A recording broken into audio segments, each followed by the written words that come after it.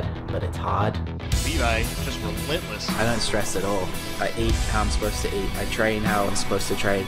Levi will be moving on to face Tye Gabriel in the final.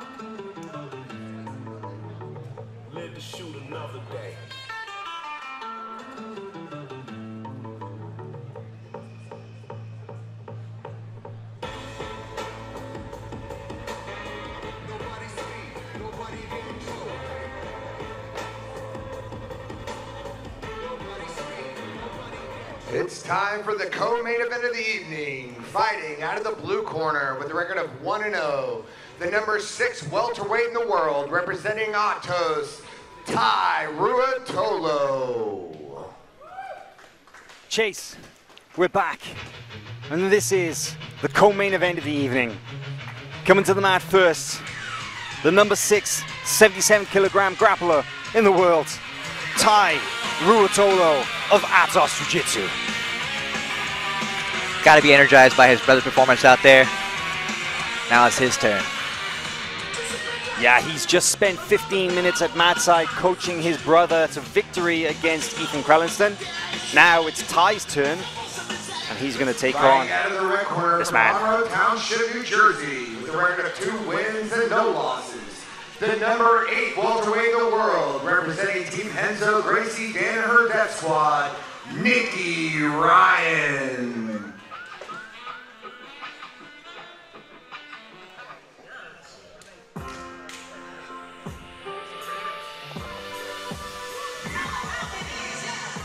Coming to the mat, one of the greatest technical minds of his, let's say, his generation, one of the most prodigious teenagers that we've seen enter the sport in a long time, Nicky Ryan, the younger brother of the notorious, the number 1 pound-for-pound no-gi grappler in the world, Gordon Ryan.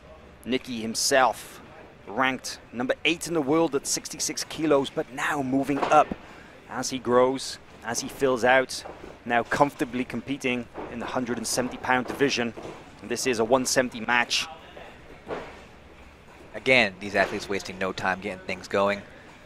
One of the most anticipated matches of the night.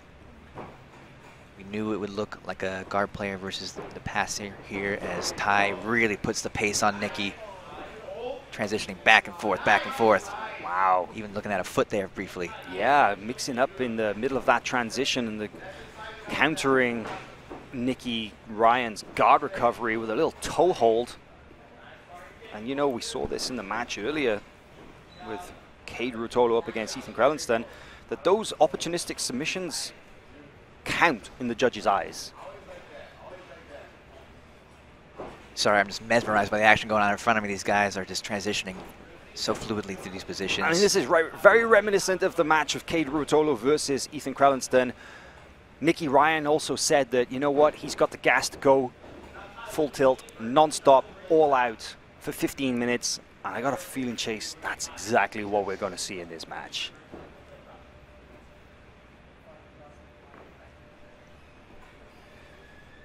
Quick reset here in the center of the mat. In terms of size, we had seen both of these men compete in the 66 kilogram division in the last ADCC. And I gotta say, They don't look anywhere near I don't think they're 60 going kilos back. anymore. I don't think No. they're going back I down. think those days are long gone. But if there's a physical advantage, you think Ruotolo maybe has it? He's definitely got a little bit. He's got a couple of inches on Nicky, right? Possibly. I mean, he's a natural athlete, but their games are tailored much differently. You know, Tye is such an athletic competitor, relies on his agility, movements, and timing. Nicky could be the more tactical of the two. Not to discredit anything that Tye has in that department, but I thought it was really interesting when we interviewed Gary Tonon, what he said yesterday here at the Who's Number One weigh-ins, about how he was saying that he considers Nicky to be much more athletic than Gordon is. really, Yeah, and we're saying, you know, in terms of athletic ability in picking up movements and so on, whereas, of course, Gordon is blessed with the, you know, let's say the genes to be bigger. You know, he's taller, he's definitely stronger. got a strong pass attempt here. I'm cutting you off because this is a pivotal moment of the match. It is. But Nicky apparently moves better, picks up techniques faster, has better coordination. And in a position as dangerous as this, you're going to need that athleticism to defend this guard pass attempt, because Ruotolo's really putting on the pressure here.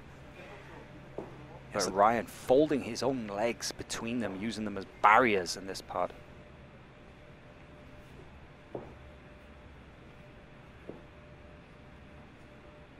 Look at the composure on Ryan's face. Look at that. Look at that. Is he very interesting way of addressing the leg folded in front of his own chest there. And you know, we talked about this in the match earlier with Cade versus Ethan about what I would like to have seen different from Cade. And, you know, I was talking about how the posture and sometimes how he was out of position and found himself defending the positions.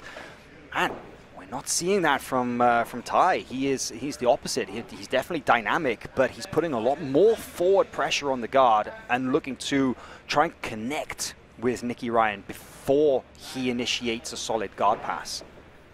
But man, his guard is looking phenomenal at this stage. Nicky Ryan doing such a good job of fending off Ruotolo's attacks. Yeah, Nicky looks composed, but he has not been able to enter his A game at this point in the match. But what is that A game, Chase? What is that A game? Because we know the Danaher Death Squad guys for their leg locks, but we also know Nicky Ryan specifically for his back attacks, his triangles, you know? So do we even know what his A game really is? I don't know what it looks like exactly, but Gordon stresses control. And so far, Nicky has not been able to get into a control position of any kind. Good point indeed. But man, this is a really interesting position right here. I think Ryan is a moment away from entering into a solid leg entanglement, but there, Ruotolo answering with a straight ankle of his own. I mean, Ryan looks unfazed, and even if it was, you think that he'd just have to stay poker face, right? But Ruotolo adapting to everything that Nicky Ryan so far is attempting, and just definitely the busier of the two. We'll see if he can keep that up for 10 more minutes. Well, those first 5 minutes flew by. I got to say, the opening 5 minutes of this match absolutely flew by. And now look at this pass attempt right here. Again, stacking, trying to pass that arm across, control the hips. Changing directions in that stack pass, but you know, the interesting thing here, Chase, as well, strategically, this constant forward pressure, everything that Nicky is doing so far is defensive. He hasn't really been able to enter into a single solid offensive position, whereas in the match earlier with Kralenston, he was. Kralenston was able to get in on leg entanglements. He was able to go after the legs. Ryan hasn't had a single solid leg attack to this point. Possibly see Ryan come up to the top for the first time in this match. Ooh. Now that was smart. Bringing Ruotolo back away from the edge of the mat briefly, but scrambles out and back on the top. This is good work from Nicky Ryan in trying to come up into the back, but maybe just denied by the lack of mat space. There is our coaches in the corner of Nicky Ryan, John Danaher and Gary Tonon, two of the best known names on the no-gi scene. I gotta say, no exaggeration, revolutionaries in terms of what they've done for no-gi jiu-jitsu. Tye staple that leg there. Both him and his brother rely on that so much.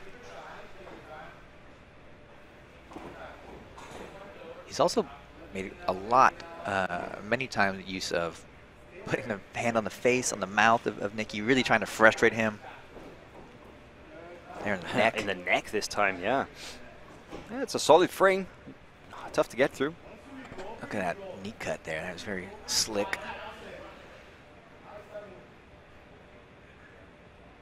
You have to think a sense of urgency is creeping over Nicky here as the minutes tick off on this. Yeah, absolutely. I mean, he's got 8 minutes left, so, you know, we're Plenty of time. kind of coming to the halfway point of this match, and so far, as busy as they've been, we haven't seen a significant submission attack from Nicky Ryan.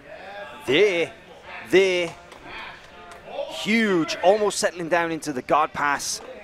Ryan just about manages to get and keep a knee in between them. Ruotolo came close to taking the side control position, and he gets it. He manages to settle down into the control. Could look for a north-south choke here. He seems to have got that arm around the back of the neck, setting it up, but this is huge. This is huge here. Going for the chin strap there, a la Josh Hinger, teammate and mentor of these two twins. Yeah, you know, Hinger, of course, is one of the best net grabbers in the game, and Ruotolo's trained with them for years now. Both the Ruotolo brothers are trained with Josh. Connoisseur of chins, I believe he prefers to be called, but Nicky escapes that position. He does, but look at that beautiful little redirection of the legs. Once again, Ruotolo still really, he's got Ryan on the run at this point. Okay, that was great guard recovery from Nicky Ryan, but that position that he spent on bottom underneath side control, significant. Nicky taking some deep breaths there. Oh, and that was really nice. Using the steamer lock to force Ryan to roll and jumping down onto this folding pass position mid-roll. That was very, very smart tactics from Ruotolo. Really, really good work. And look at the way the leg work. He passes over now into side control position once again. All came from that very brief leg lock attempt. Man, just Ruotolo just racking up these positions here. You mentioned that earlier, Hal, about how a submission attack that may not be a finishing blow creates these openings and transitions. And perfect example right there. Absolutely. Again, possibly looking for a way to attack the neck. Really focused on keeping Nicky's hips down to the mat as he drives his head there into the navel. That Ruotolo is like pinching his knees together either side of Ryan's head. And Ryan manages to recover guard off that, but very unusual, unorthodox position to attack from.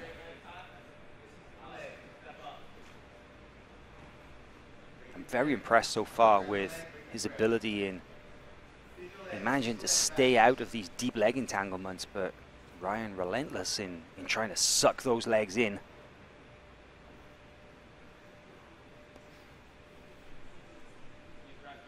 We're entering a position that Nicky likely wants to go to here.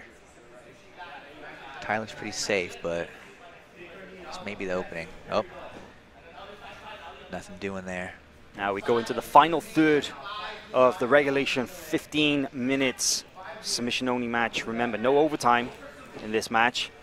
If there is no clear winner at the end by submission, and there's a solid leg attack from Nicky Ryan. Got the straight ankle grip. Ruotolo trying to backstep out of it. Managed to get his knee clear, but not out of trouble. But a reminder of the rules in which this match is being contested is that if there is no submission, it will go to a referee's decision, at which point the 3 judges watching this match, one of whom is the center referee, will raise a flag to determine a winner. Great work from Tye there to get out of that entanglement. Again, set up his passing. He hasn't slowed down a bit throughout this entire match. Choosing to roll there and dive out of danger instead of get tangled up in another leg lock scenario. You know, Chase, important to remind that both these men, teenagers, both these men, next generation athletes. It's they're both well-known personalities because they've been active for so long, but they've got such long careers ahead of them. Yeah, we'll see this match more than once, which is Something I'm looking forward to very much. Well, I don't know. We'll wait and see if they'll still be in the weight class come a year or two from now, because the way these kids are growing, I mean, Nicky's definitely seemed to be filling into a 77-kilo body, but you know, the smart money seems to be on Ruotolo ending up as a possible 88-kilogram fighter. Well, let's wait and see. 3 minutes 40 something on the clock.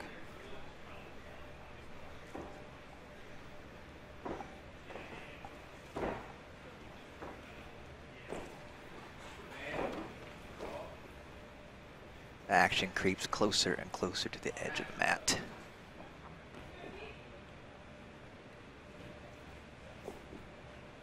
And this is, for me, this is the story of this match. Just constant forward pressure by Ruotolo and just looking to pass, looking to just shut down the guard of Nicky Ryan, and Nicky has been almost entirely on the defensive. 2 guard passes from Ruotolo so far. Nicky Ryan now finally getting on a leg. It's the first time you could say that Nicky's really in a position where he's wanted to be in this match. Right. And he's got 2 minutes to work from this, so, you know, let's see if he can actually get something going from here, because this is the deepest leg entanglement I think he's enjoyed so far.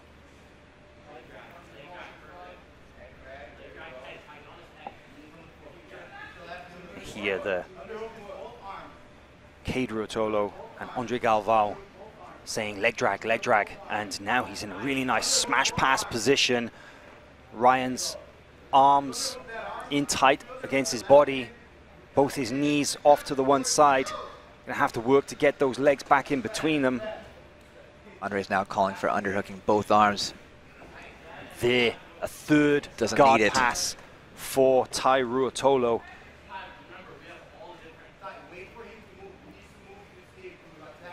And interesting, you hear Andre Galvao telling Tye to wait for Nicky to move, to not force something from this position, but instead to allow him to move and then attack in response.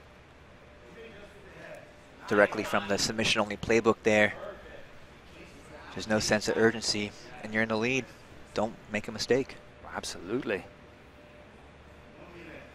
I mean, it's hard work for your opponent to tap you out from bottom side control, so Tye could just hold on. But great guard recovery there from Nicky Ryan, but man, Tye's use of just constantly controlling those legs, whether with his feet or his hands, and directing those legs across, constantly changing directions.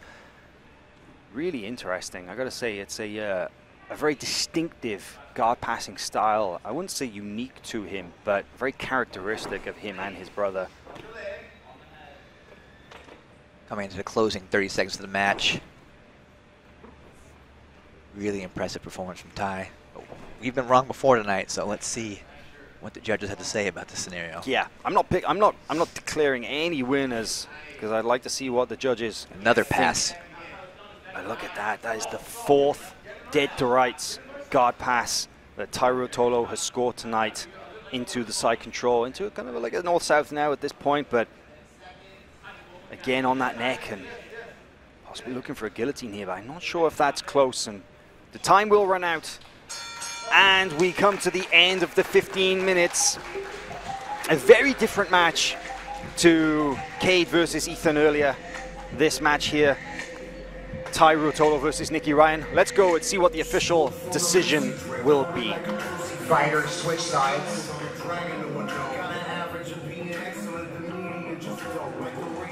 Referees, raise your flags. Your winner out of the blue corner, Tye Ruotolo.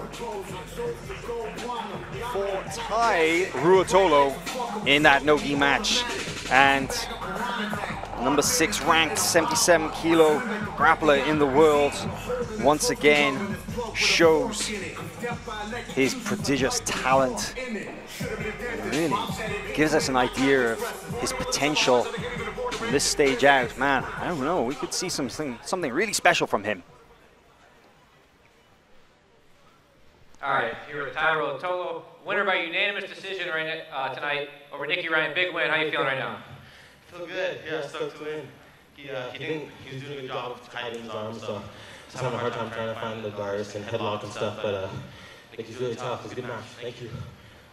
So you told me last night at weigh-ins that you were looking to get on top, really pressure. I mean, you got 3 passes, I believe. I mean, it seems like you achieved your plan, right? How do you feel about your performance?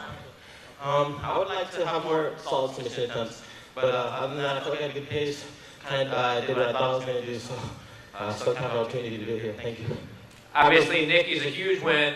It's a big star in the game. Is there anybody you're looking at for a super fight coming up after this one? Any guys in 77.